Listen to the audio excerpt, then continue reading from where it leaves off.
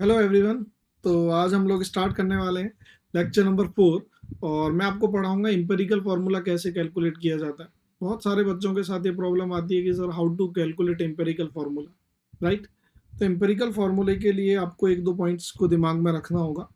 सबसे पहले empirical formula क्या होता है, ये जानने से पहले आपको मॉलिक्यूलर फार्मूला पता होना चाहिए। जैसे मैं बताता हूँ, इंपेरिकल से पहले अगर मैं बोलूँ कि what is molecular formula, molecular formula, तो answer is very simple. For example if I take glucose C6H12O6, this is molecular formula. तो मॉलिक्यूलर फार्मूला सिंपली आपको ये बता रहा है कि इसमें 6 कार्बन एटम है, इसमें 12 हाइड्रोजन एटम है और इसमें 6 ऑक्सीजन एटम है, राइट। तो आपको ये नंबर ऑफ एटम्स के बारे में पूरा आइडिया दे रहा है कि भाई एक मॉलिक्यूल जो बना है C6H12O6 का, उसमें क्या क्या चीजें प्रेजेंट हैं। 6 कार्बन के एटम, 12 हाइड्रोजन के एटम और 6 ऑक्सीजन के एटम, राइट। तो जब ये सारी चीजें प्रेजेंट है तो आपने इसे एक मॉलिक्यूल बोला और इस फॉर्मूले को मॉलिक्यूलर फार्मूला बोला। तो मॉलिक्यूलर फार्मूला क्या है? मॉलिक्यूलर फार्मूला, तो molecular formula basically it represent actual number of atoms, actual number of atoms present in a given molecule, right। तो अब इंपेरिकल फार्मूला क्या होता है? तो इंपेरिकल फार्मूला अगर मैं पूछूं कि ग्लूकोज का इंपेरिकल फार्मूला क्या होगा, तो देखिए इसमें से 6 कॉमन ले लीजिए, CH2O, this is empirical formula. तो ये ग्लूकोज का, अगर मैं इसकी बात करूं तो ये ग्लूकोज का मॉलिक्यूलर फार्मूला है और ये ग्लूकोज का इंपेरिकल फार्मूला है। तो इन दोनों में अंतर क्या है? मॉलिक्यूलर फार्मूला और इंपेरिकल फार्मूला में क्या अंतर है बताइए। देखिए अंतर बिल्कुल सिंपल है कि आपका जो मॉलिक्यूलर फार्मूला होता है, मॉलिक्यूलर फार्मूला में एक्चुअल नंबर ऑफ एटम्स को रिप्रेजेंट किया जाता है। ये ग्लूकोज का मॉलिक्यूल 6 एटम कार्बन के लेगा, 12 एटम हाइड्रोजन के लेगा, 6 एटम ऑक्सीजन के लेगा, तब एक मॉलिक्यूल बनेगा। जबकि जो मॉलिक्यूलर फार्मूला है, मॉलिक्यूलर फार्मूला होने के बाद इंपेरिकल उससे आप ड्राइव करोगे, तो empirical formula it simply represent what, smallest, और it simply represent smallest integral ratio, smallest integral ratio। ये बात समझ आ गई CH2O।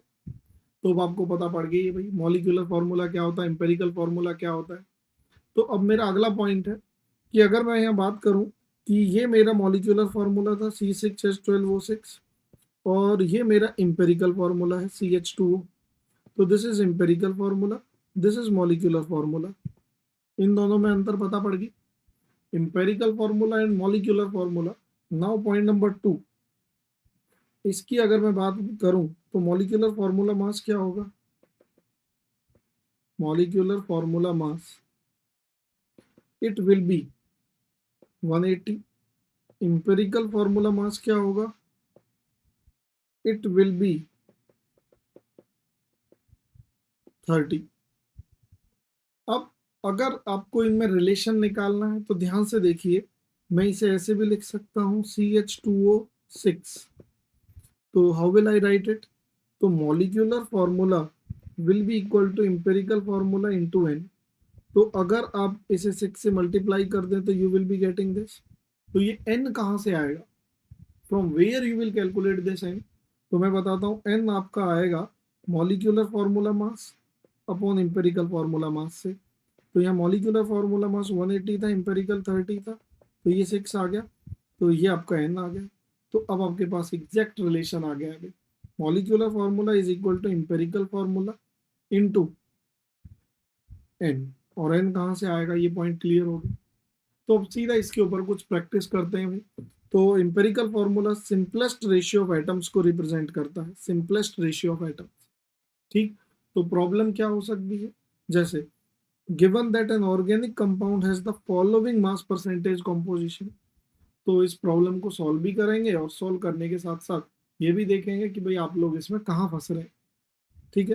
तो जब ये मास परसेंटेज दी है तो स्टेप 1 में आप लोग क्या करने वाले हो, कार्बन, ऑक्सीजन और हाइड्रोजन, ये 60 है, ये 32 है और ये 8 है। तो ये आपने मास का परसेंटेज लिख दिया। तो मैंने मान लिया 60 ग्राम कार्बन है, 32 ग्राम ऑक्सीजन है और 8 ग्राम हाइड्रोजन। अब मैं क्या करने वाला हूँ, इनके मोल का रेशियो निकालूंगा। तो मोल का रेशियो, एटम के मोल का रेशियो निकालना है। नाउ डिवाइड इट, स्टेप 2, जो भी मास है आप उसे एटॉमिक मास से डिवाइड करें। तो ऑक्सीजन का एटॉमिक मास 32 नहीं होता, 16 होता है, 32 मॉलिक्यूलर मास होता है। हाइड्रोजन का आप 8:1 लिखोगे, तो इट विल बी 5, 2 एंड 8, तो इट विल बी C5H8O2। ये आ गया भाई इंपेरिकल फॉर्मूला। यहाँ एक बात ध्यान रखना, ऐसा भी हो सकता था, कैसा, कि ये फ्रैक्शंस में आता। कैसे, मान लो ये आपका आता 0.5, 0.2, 0.8, तो आपको ये इंटीग्रल रेशियो में लाना है। यहाँ तो कोइंसिडेंटली 5, 2 और 8 ही आ गया तो दिक्कत नहीं हुई। तो भाई ये इसका तरीका क्या रहता है, आप इसे 10 से मल्टीप्लाई कर दो तो 5:2:8 आ जाएगा। लेकिन ऐसा भी हो सकता था कि ये 0.25 आता, और ये आपका 0.5 आता, ये 1.5 आता, फिर क्या करते, तो इसे भी इंटीग्रल में कन्वर्ट करना था। तो इसका एक सिंपलेस्ट तरीका मैं बताता हूँ कि कैसे करो। वैसे तो आप लोग जानते हो मैथ है, लेकिन जो सबसे छोटा है उससे डिवाइड कर दो। तो जब सबसे छोटे से डिवाइड करोगे, तो मैंने यहाँ पर डिवाइड कर दिया 0.25 से, 0.25 से, 0.25 से, तो ये 1 आ जाएगा, ये 2 आ जाएगा, और ये कितना आ जाएगा, 6। तो आ गया ना। तो अगर आपको इंटीग्रल रेशियो चाहिए तो आप सबसे छोटे से डिवाइड कर दो। यहाँ पे भी ऐसा हो सकता था, मान लो अभी ये मान लो 0.2 आ जाता, तो अब इसे 1 को 0.2 से करो, 0.2 को 0.2 से करो, 6 को 0.2 से करो, तो ये कितना आ जाएगा, 10, और ये कितना आ जाएगा, 1, और ये कितना आ जाएगा, 30। तो मतलब ये समझाने के लिए मैं कह रहा हूँ कि अगर ये फ्रैक्शंस में आता है तो जो सबसे छोटा नंबर आता है आप उससे डिवाइड करते जाइए। चलिए कुछ और प्रॉब्लम करते हैं इसमें। Elementary analysis showed that an organic compound containing carbon, hydrogen and oxygen, and weighing 7.3 gram was found to contain 3.6 gram carbon, 0.7 gram hydrogen and 1.4 gram nitrogen. So you have carbon, you have hydrogen, you have nitrogen. अब oxygen कहाँ है भाई, oxygen तो वो देना ही भूल गए, कोई बात नहीं, उसका भी कुछ जुगाड़ निकालेंगे। तो कार्बन कितना दे रहा है, 3.6, हाइड्रोजन कितना दे रहा है, 0.7, नाइट्रोजन कितना दे रहा है, 1.4, तो ऑक्सीजन तो दिया ही नहीं। तो थोड़ा पॉज करके अब आप इस क्वेश्चन पर दिमाग लगाइए। तो जब आप इस पर दिमाग लगाओगे तो आप देखोगे कि टोटल मास 7.3 ग्राम था। अगर मैं इन सब का सम करूं, 3.6, 1.4, तो ये 5 ग्राम आएगा, प्लस 0.7, 5.7 आएगा। तो 5.7 में से अगर मैं इसे माइनस करूं तो ये कितना आने वाला है, 1.6, तो दिस इज 1.6।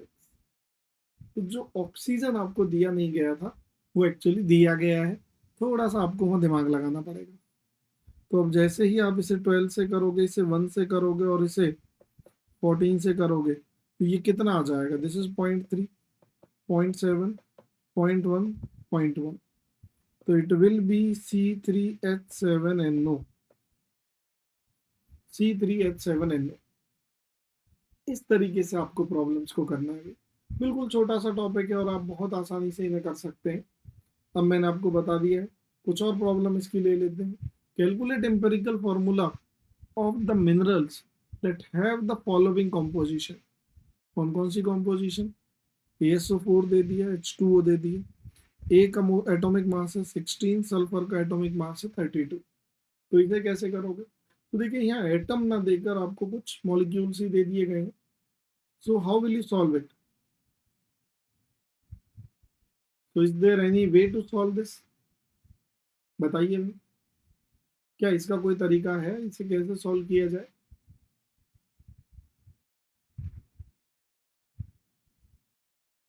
तो मैं अब इसे सॉल्व करूंगा।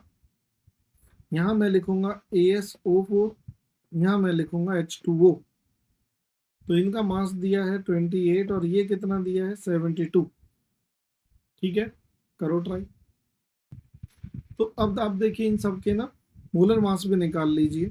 तो H2O का तो आपको पता है 18 होता है, AS ये कैपिटल S है, तो A का 16, S का 32 और ये 64, तो कितना आ जाएगा, इट इज 48।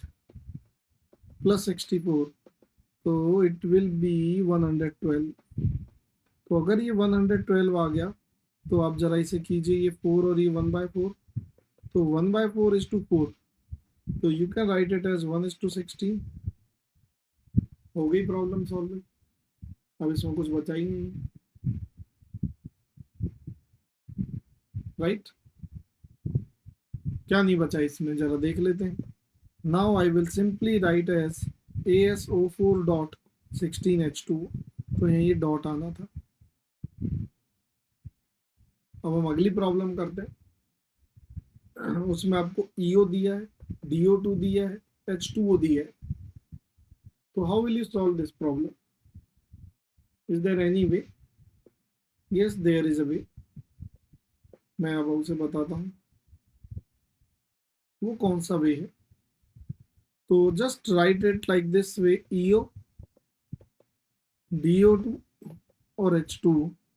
ये 50 है, ये 25 है और ये भी 25 है। अब इन सबके मोलर मास निकालिए।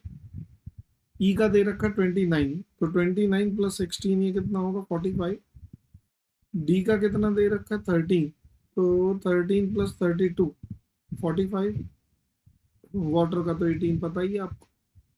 तो अब जैसे ही इसे करेंगे तो it will be 5/9, 5/9, and it will be, just calculate it, and you will be getting 25/9, 9 cancel, तो 5:5, so 1:1:5 हो गई प्रॉब्लम।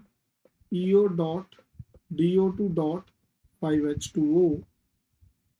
तो इस तरीके से आपको प्रॉब्लम को करना है। सिंपल एम्पिरिकल फार्मूला की प्रॉब्लम में कुछ भी ऐसा नहीं है जो आप ना कर सको। बिल्कुल सिंपल प्रॉब्लम है, बिल्कुल सिंपल, राइट? तो जरा आगे बढ़ते हैं। इन सिंपल प्रॉब्लम्स के लिए क्या किया जाए? A compound of nitrogen and oxygen was found to contain 7:16 by mass of nitrogen and oxygen respectively. So calculate molecular formula. Vapor density is 48. तो वेपर डेंसिटी है तो मोलर मास भी आपको पता पड़ गया, 2 × वेपर डेंसिटी दैट इज 92। तो molar mass आपको पता पड़ गया। अब आपसे पूछा क्या गया है? Molecular formula. तो मॉलिक्यूलर फार्मूला क्या होता है? Empirical formula into n. तो अगर आपको एन मिल जाए और एम्पेरिकल फार्मूला मिल जाए तो प्रॉब्लम सॉल्व हो जाएगी। एन क्या होता है? Molecular formula mass upon empirical formula mass. तो मॉलिक्यूलर फार्मूला मास तो दिया गया है 92, अगर एम्पेरिकल फार्मूला मास और मिल जाए तो प्रॉब्लम सॉल्व हो जाएगी। तो ये एम्पेरिकल फार्मूला मास कहाँ से आएगा? ये भी आएगा भी, कब तक बचेगा? तो यहाँ अब आप लिखिए नाइट्रोजन एंड ऑक्सीजन। तो नाइट्रोजन कितना है? 7 और oxygen 16। Now divided by atomic mass, 1/2 and 1, 1:2। तो you will be getting NO2। तो ये आपका एम्पेरिकल फार्मूला आ चुका है। तो एम्पेरिकल फार्मूला मास क्या होगा इसका, वो निकाल लीजिए। 14 + 32, 46। तो ये क्या आएगा? 92/46, इट विल बी 2। अगर ये 2 आया तो बताओ जरा क्या होगा? Molecular formula is equal to empirical formula. तो एम्पेरिकल फार्मूला मैंने लिख दिया NO2 और यहाँ N डाल दो, N आ गया 2। तो मॉलिक्यूलर फार्मूला क्या आ जाएगा? N2O4। इस तरीके से आपको प्रॉब्लम्स को करना है और फिर आपको कोई प्रॉब्लम आने वाली नहीं है अगर आप ये तरीका अपना रहे। ठीक है, चलिए और थोड़ा आगे मूव करते हैं। तो आज इतनी ही प्रॉब्लम थी, तो ये छोटा सा था कि भाई एम्पिरिकल फार्मूला आपको निकालना आना चाहिए। तो और आप प्रैक्टिस कर सकते हैं। मैं तीव्रा चैनल जो टेलीग्राम पर मैंने बनाया हुआ है, तीव्रा का ग्रुप, आप उसे ज्वाइन कर सकते हैं। उसमें मैं मॉड्यूल भी प्रोवाइड करवाता हूँ और DPPs भी प्रोवाइड कराता हूँ। तो अगर आपको आज की क्लास अच्छी लगी हो तो आप इस क्लास को शेयर करें, लाइक करें और बेल आइकन पर क्लिक करें ताकि आपको हर क्लास के नोटिफिकेशंस मिल जाए, राइट? तो आज के लिए इतना ही बहुत है। Thank you guys.